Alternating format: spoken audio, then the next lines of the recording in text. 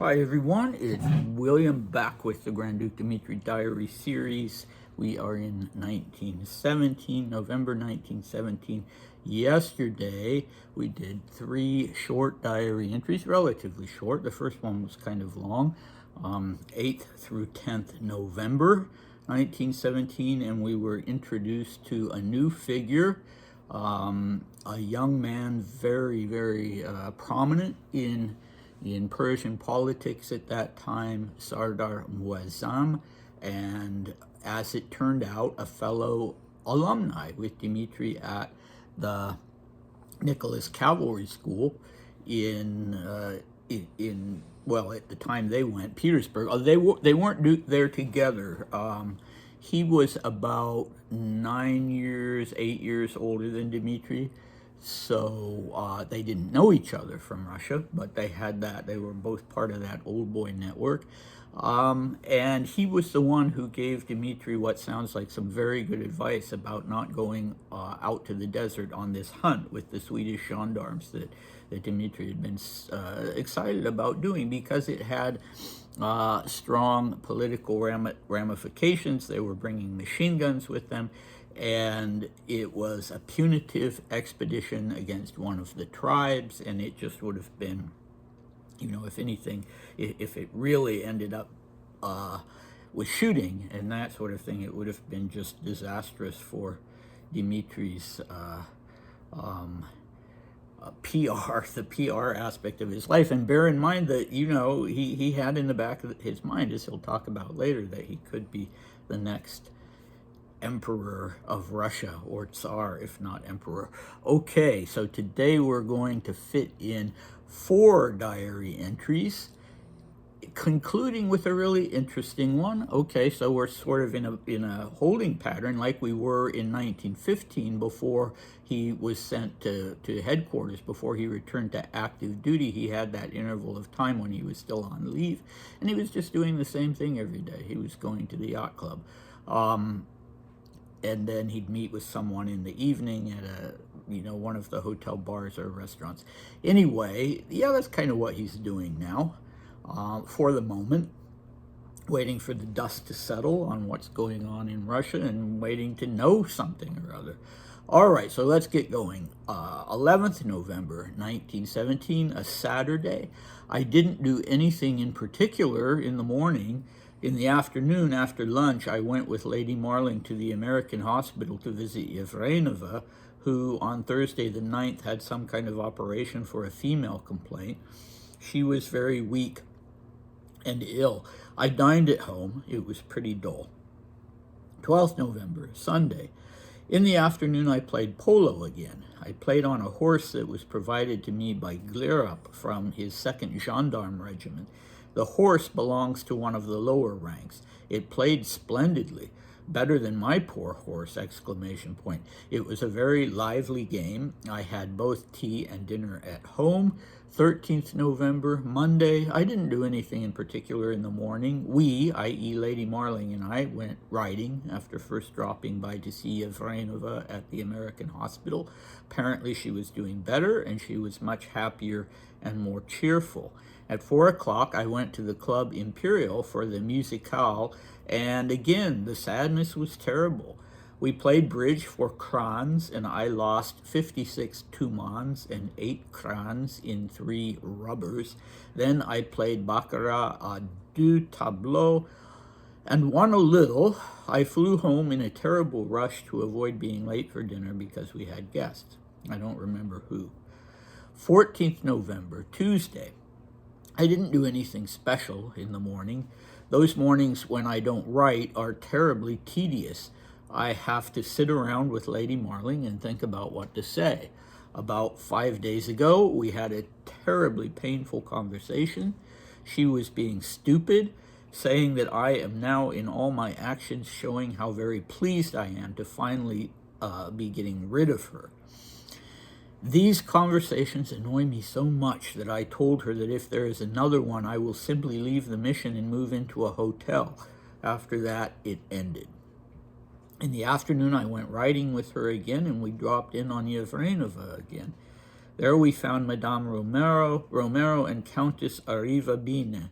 I arrived at home and went to bed early, around 11:30, and that is that. So let's go back up to the top, and just a reminder, Yevrenova was the wife of a man who was the one of the executives, I guess, at the Imperial Bank of Persia or at the Russian bank, and I've never been quite sure.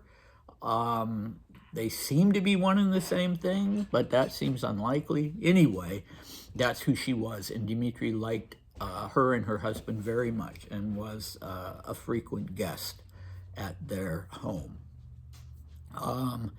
Okay, and then we go on to, well, the polo. You know that his horse had, his polo pony had had an accident the last time he'd played polo and had cracked its hoof, which I guess was very painful for the pony, and it was at the veterinary hospital, so he borrowed this one.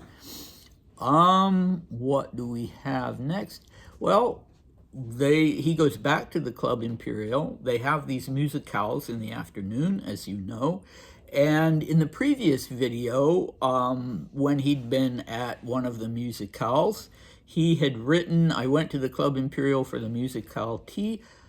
I felt mortal anguish. This is not the previous video. I mean, it's the previous video. It's not the previous diary entry. It's the 10th of November. And this diary entry where he talks about the sadness was terrible is the 13th of November. And yesterday when I talked about that 10th of November diary entry, I said, I'm really baffled by this, by him suddenly, right in the middle of these statements, I went to the musicale, I played bridge. Right in the middle of those two statements, he writes, I felt mortal anguish. Well, where does that come from? Okay, and in this other instance, on the 13th, he writes, yeah, the sadness, was it the 13th?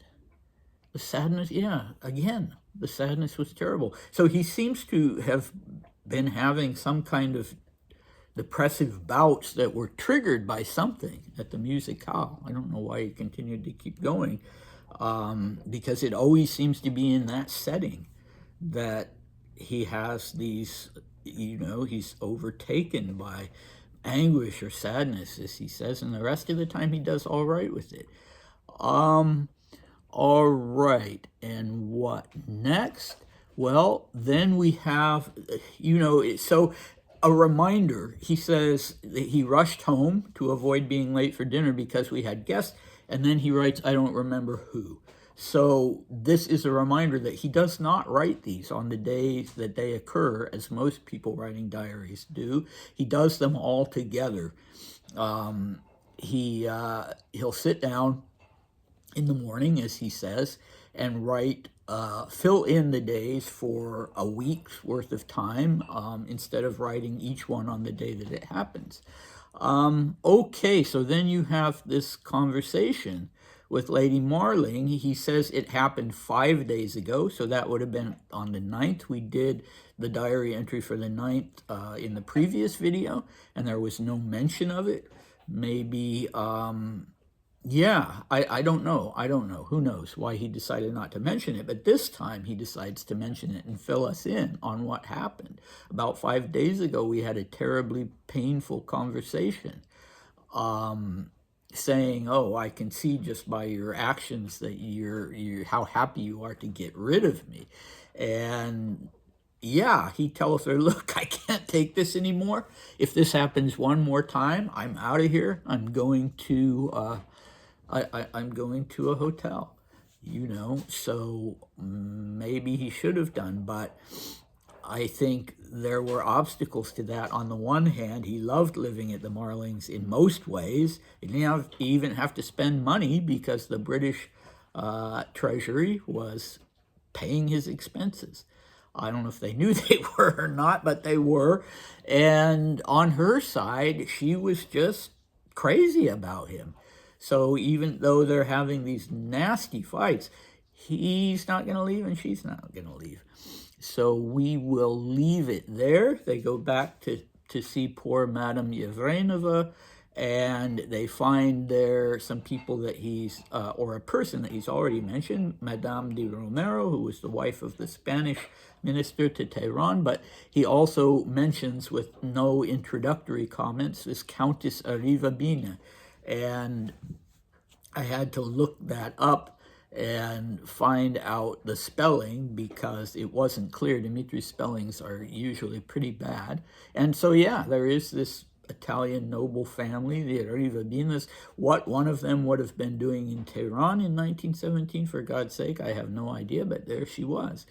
And I don't think more is said about her in later diary entries, but we'll see. I could have forgotten about that.